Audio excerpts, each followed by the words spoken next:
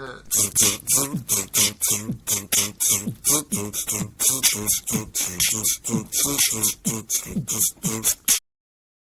the heck is up today, party people? Hi diddly ho diddly neighborinos and respectful What's up, party people? Hi diddly ho diddly neighborinos and respectful salutations to you, Mr. Bobby Brackens. You guessed it, your boy ran out of money for new packs of cards, so today we are going back to do all of D Mythics. We're going over the Mythics of M11 core set. One of the least interesting core sets ever, in my opinion. I don't know even how I'm going to make a video about this. It is so boring, Bobby. I don't know how I'm going to hold your attention at all with these cards alone. So please, before we begin, just enjoy an interpretive dance by yours truly and see if that helps.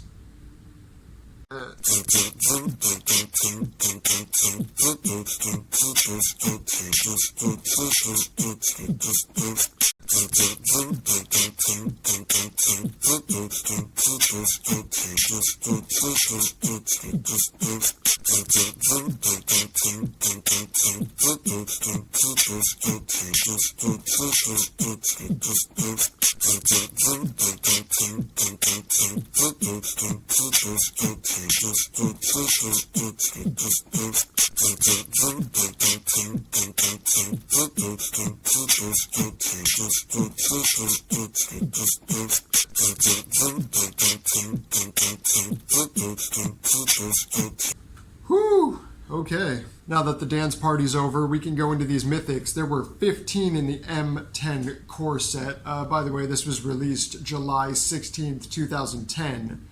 Some core sets bring with it, like especially the M10 core set before this, many new rules changes and exciting things and shakeups to the game, but this really did nothing. This core set really brought nothing to the table. A slight change into how the death touch mechanic works to make it a little bit better.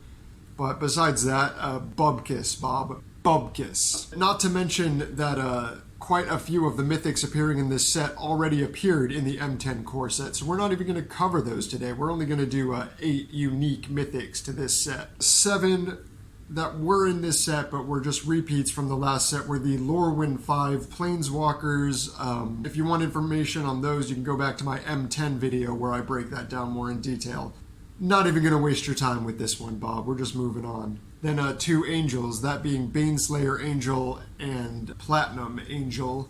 That was that, but let's get on to the unique mythics. This was basically just 8 cards. It was a cycle of 5 creatures with the same mana cost and same power and toughness, and enter the battlefield and upon attack ability with some kind of extra ability. We'll go over those afterward, but we'll start with the 3 just random spells that they seem to just pull out of a hat, okay?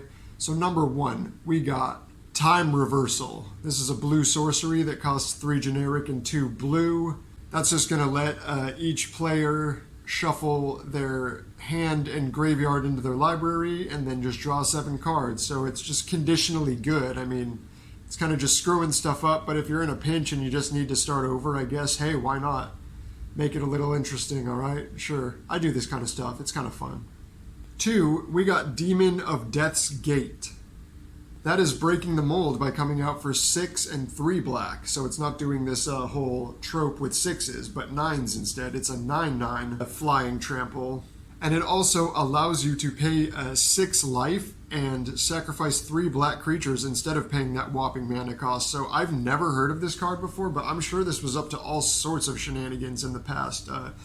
Getting it out possibly on turn 2 or 3, that's just ridiculous, Bob, ridiculous. 3, we got a creature called Gaia's Revenge.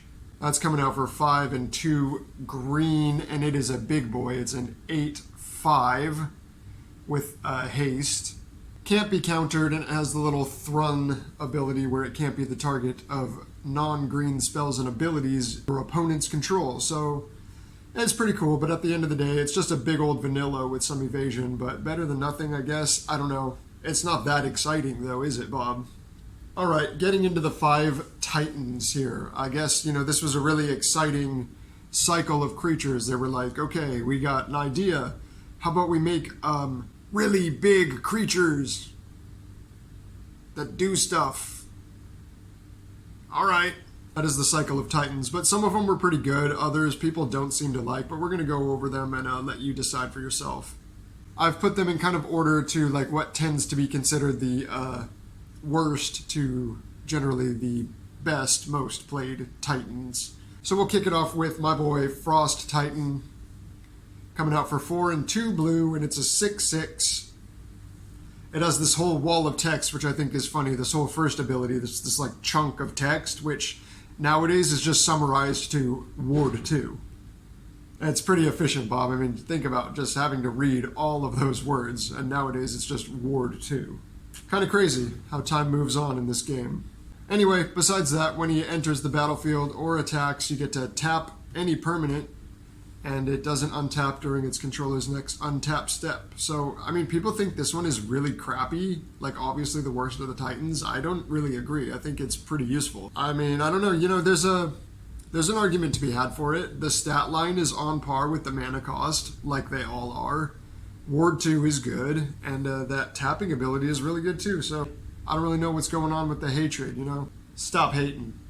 Next up, Sun Titan, 4, 2 white, 6/6. As always, Mr. Brackens. This one just has boring Vigilance. Wow, really exciting.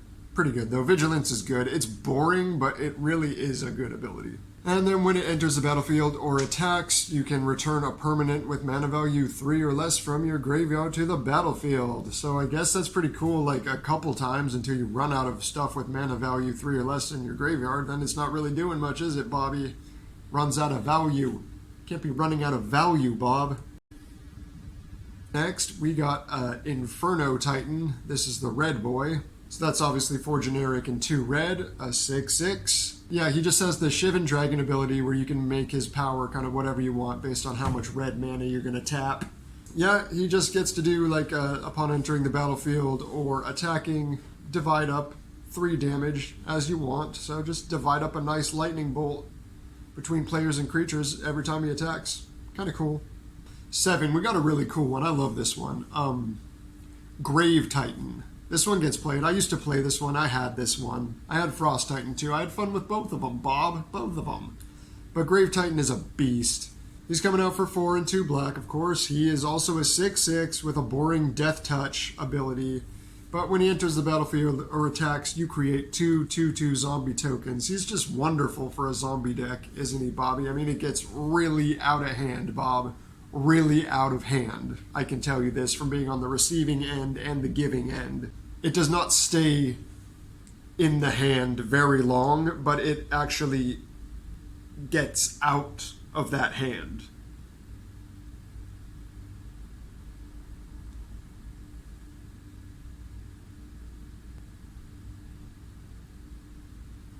Already at the end, we got the king, Primeval Titan. Primeval Titan. Primeval Titan. I'm not really sure which side I'm going to be putting the cards on. That's why I'm doing this. Primeval Titan is the green boy. He's 4 generic mana, 2 green, 6/6. He's got the trample keyword ability, and when he enters the battlefield or attacks, you go ahead and search for any 2 lands you want in your deck and put them onto the battlefield tapped. So, kaboom. There you go. Pretty good. Talk about getting out of hand. That can get out of hand too, but hopefully you can cheat him out early in the game. Otherwise, this extra land isn't going to help you too much, I suppose. Unless you just want to, you know, bash your opponent and end up winning the game with like 22 lands on the field. You could do that if you want. Hey-yo. Sorry for the little shorter video this time, or maybe you like that because you're getting kind of sick of my voice. But that's all I got for you today, Bob. We had to get through this M11 core set before we could move on, but now I'm super excited because we are moving right along to one of the best blocks ever, the Scars of Mirrodin block. I love this so much. I'm really excited to go over these mythics with you, Mr. Brackens. So tune in next time on Ron King Magic, where we're going over all the mythics in Scars of Mirrodin. Be sure to leave a like and subscribe. Thank you. Word up to my new subscribers. How you doing? How you doing? Thanks for being here, for checking this out. Hope you'll stay a while. Peace.